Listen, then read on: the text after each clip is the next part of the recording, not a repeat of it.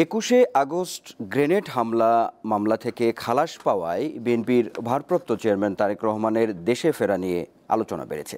তবে দলের নেতারা এ নিয়ে সুনির্দিষ্ট তথ্য দিতে পারছেন না। বিএনপির আইন বিষয়ক সম্পাদক বলছেন, এখনও 4টি মিথ্যা মামলায় দণ্ডপ্রাপ্ত আছেন তারেক রহমান।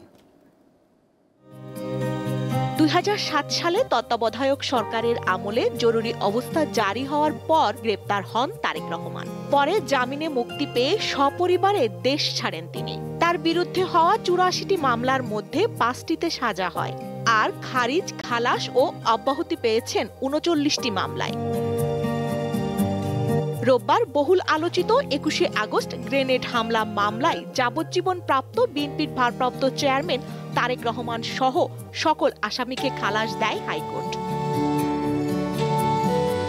বিএনপির আইন বিষয়ক সম্পাদক ব্যারিস্টার কায়সার কামাল বলছেন, রাজনৈতিক প্রতিহিংসা থেকে তারেক রহমানের বিরুদ্ধে ভিত্তিহীন মামলা করা হয়েছে। দণ্ডপ্রাপ্ত বাকি 4 মামলাতেও ন্যায় বিচার পাবেন তিনি। প্রত্যেকটা মামলায় বানোয়াট, মিথ্যা ভিত্তির উপরে দাঁড় করানো, এবং গতকালকে ইনফেমাস 21শে আগস্টের মামলায় সেটি প্রমাণিত হয়েছে। দেশে ফেরার সাথে যে মিথ্যা বানোয়াট মামলাগুলো আছে, কোনো মামলায় সম্পৃক্ত না। বাট দেশে আসার প্রেক্ষাপটটা নিয়ে তিনি নিশ্চয়ই প্রয়োজনীয় পদক্ষেপ নেবেন যথাসময়ে। তবে ঠিক কবে দেশে ফিরবেন তারেক রহমান, সে ব্যাপারে দলটির শীর্ষ নেতাদের পক্ষ থেকে পাওয়া যায়নি নিশ্চিত কোনো তথ্য।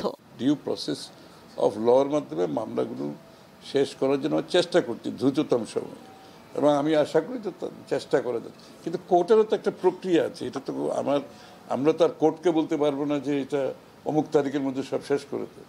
কোর্টের প্রক্রিয়া চলছে, প্রক্রিয়ার মাধ্যমে যত তাড়াতাড়ি সম্ভব আমরা চেষ্টা করছি।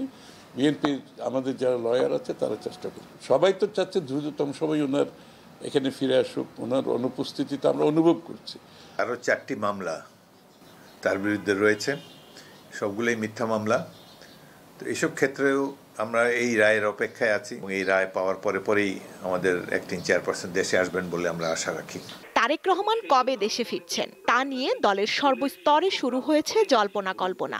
দ্রুততম সময়ে বাকি মামলায় খালাস পেলে আগামী জানুয়ারি-ফেব্রুয়ারি নাগাদ তিনি দেশে ফিরতে পারবেন বলে আশা তৃণমূল পর্যায়ের নেতাদের।